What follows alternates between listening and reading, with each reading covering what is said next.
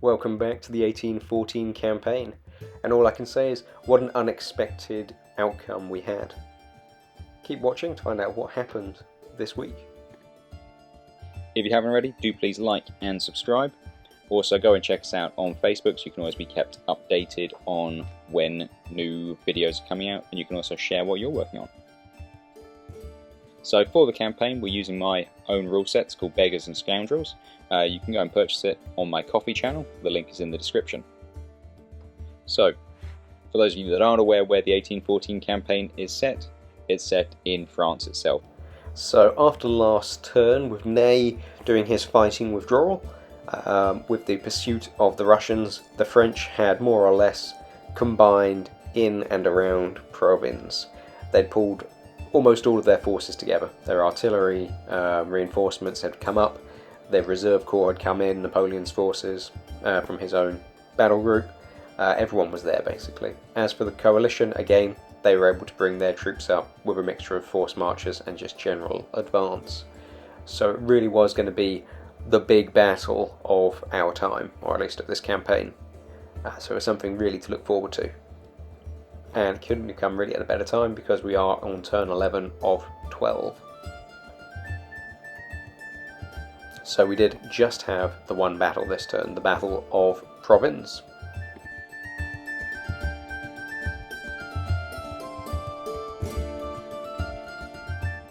So our forces, we've got the French split into 6 divisions. We've got the Guard, 2 sort of regular line infantry divisions, Young Guard, and then split into 2 cavalry. Facing off against them we've got the Prussians with their 2 infantry divisions and cavalry, and then we've got the Russians with their infantry, cavalry, and then we've got a mixed division coming up as reinforcements. The table itself, we've got the town of Provins in the middle, which is going to be where the French will most likely anchor their defence. They'll be mostly on this side of the road, kind of in a diagonal line down to here. The Allied forces will be coming along that board edge and that board edge.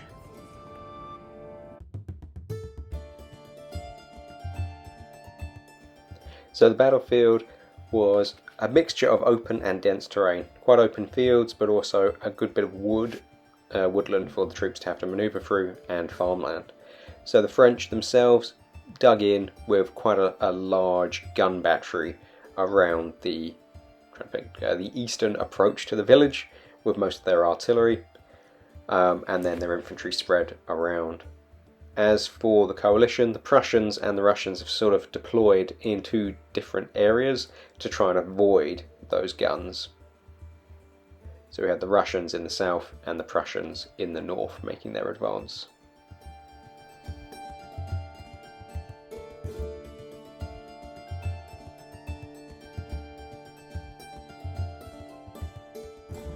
So turn 1 recap. So for the French, their cavalry redeploy slightly just to bring up their lances to face off against the Russian cavalry. In response, the Russian cav advanced, the Russian division advanced, and the Prussian cavalry in the centre just slightly advanced. On the opposite side, the Prussian infantry is making their way through the woods. The French have mostly stayed put in the centre, although a few of their troops have moved back towards their right wing.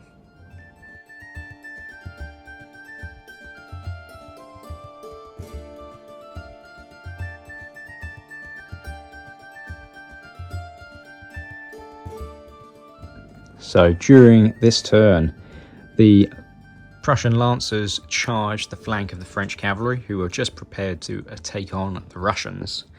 The Russian horse artillery fired a round of grape shot, killing their commander and severely damaging the troops. The lancers then hit and were able to destroy the already weakened carabineers. They pushed on against the chasseurs, who they were kind of equally matched. Both of them routed during the combat, and the lancers managed to hold their ground. So it was a pretty interesting corner. Apart from that, the Prussian cavalries moved up slightly. The Russians continued their advance. and the Prussians are in the woods. Blucher is in the woods. The French themselves, more or less in the same position, although their guard are moving down to try and shore up this side.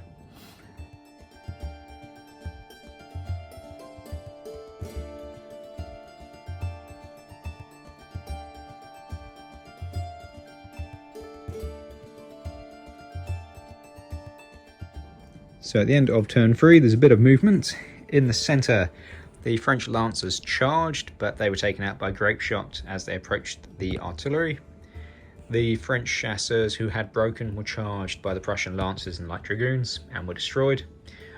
But they put up a good fight despite being broken, and so the Prussian cavalry did break themselves. In the centre, the guard have been moving down to secure this flank. The infantry in the centre are formed in a square, just holding in their position. The artillery have been firing on the Russian infantry, and over on the opposite side, the Prussians are coming through the woods, and the first few shots of musket fire have been heard. But overall, it's still anyone's game.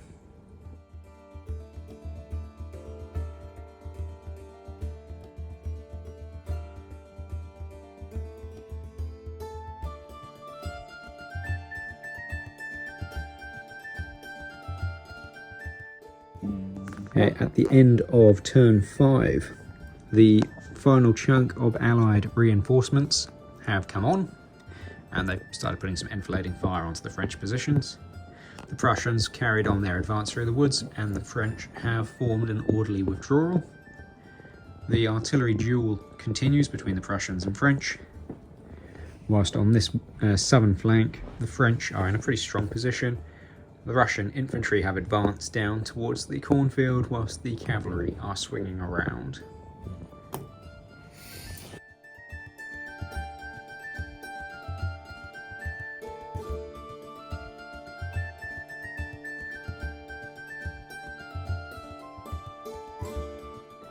So, turn 6 recap. Turn 6 was a pretty bloody turn as the Prussians have reached the edge of the forest. A very bloody musketry ensued. Both sides took pretty heavy casualties. 2 artillery firing grape shot into the woods. Sorry, 3 artillery firing grape shot into the woods, plus 1 round shot. Really did hurt the Prussians, although didn't do as much damage as it could have done. The reinforcements have arrived and started firing into the French. The Prussian artillery had broken the previous turn, has now rallied, although wasn't able to fire this turn. On this side of the map, the Allied cav are starting to swing round. Their infantry are still advancing, and they've now come into contact with guard infantry. So it's getting tight for both sides. Okay, turn 7 was a bloody turn. No huge movements, but just a lot of casualties for both sides. The French guard went forwards, blunted and severely damaged the Allied Russian infantry, but really no major changes there. So it was a turn of a lot of casualties, but not huge movements. So turn 8 was a bloodbath. So over in the woods, the Prussians and the French hammered away at each other. Close range artillery, close range musketry, and bayonet fighting, which actually resulted in both sides basically falling apart and running for it. So no one really won, both sides kind of lost. Down here, the French have started to swing round to try and get, I assume, to the artillery, but they are getting fired at by squares of infantry. Down here, the Reserve Corps, after several turns putting up a good fight, 2 of their units have broken and are streaming back towards the town, and the Russian cavalry are swinging round. So it looks like the French days are numbered, or hours or minutes, but who knows. So this turn, with 1 lucky shot from the Russian artillery onto the French cuirassiers. They missed the cuirassiers, but Napoleon himself took a shot, killed outright. So that is basically the end of our game and the campaign, quite literally, because with Napoleon dead, the French lose the campaign. Not good. Cool. So to round up the battle, started off well for the French. They had a very strong position. The Allies were a bit wavy to start with. The Russians coming around on the southern flank whilst the Prussians slowly made their way through the woods.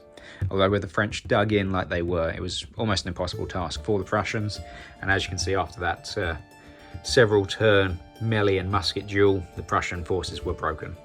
The reinforcements did come on, but other than getting a few artillery shots in, the French cavalry pinned the infantry, so they were really not much use apart from target practice for the French. The other allied successful reinforcement was that Lancer unit, which came straight in and charged the French early on, helping to break the power of the French cavalry in the south. However, as time went on, the coalition troops all had much more cohesion, overall strength than the French. So although they were equal on bases on the table, the Russians and the Allies were able to take twice the amount of hits as the French were, which slowly but surely did tell. The French were falling back into a nice defensive pocket in the centre, which would have really bloodied the Allies as they came on, especially with their artillery superiority. But just that one shot, the shot heard around the world, taking Napoleon out, really ended the game probably the best way it could. Although it is sad because the French were on victory points looking at a win, but as it is, it's now an Allied victory. So looks like the game kind of replays history in that the French did lose, but Napoleon went out in a blaze of glory in this one. So let us know what you thought about it. What could we have done better or differently? So as you could probably tell by the description in the last couple of clips, we were both terribly shocked by the results. But what I thought I would do now is just show you the overall tracking for both the French and, in this case, the Russians over the whole course of the campaign, so you can kind of see how their numbers dwindled and then rebounded turn to turn. And then in the next clip here you can have the total strength and the total cohesion and the cohesion percentage loss of each army. So a bit of something just for you to have a little look on and see how things went. But overall, I think that's a pretty good end to the campaign. With Napoleon's death, the campaign has come to an end, and it is, unfortunately for the French, a French defeat. But I think they overall put up a very stoic defence, did very well. But unfortunately, yes, it is a French defeat. But what did you guys think? Did you think that the end was good? Or should we have tried to withdraw from the battle? What do you think would have made the French position better? Let me know down below. But yeah, as I said, brings this campaign to an end. I think this is probably the best yet. Thoroughly enjoyable for us. And I'm looking forward to the next one, where we're going to be diving into the ancient world with the invasion of Britain in AD 43. So that's something to look forward to going forwards. But just to all of you who've taken part, left comments, given instructions, joined us for the live, just a big thanks to you all. It's been thoroughly enjoyable for me, and I hope so to you also. But as I said last time, if you're enjoying the campaign, if you want to get your hands on it, head over to the coffee channel where you can pick up the rules which come with the campaign itself. Then you can fight it out either as we play along or just on yourself to see how you do separately. But anyway, till next time guys, I hope you take care.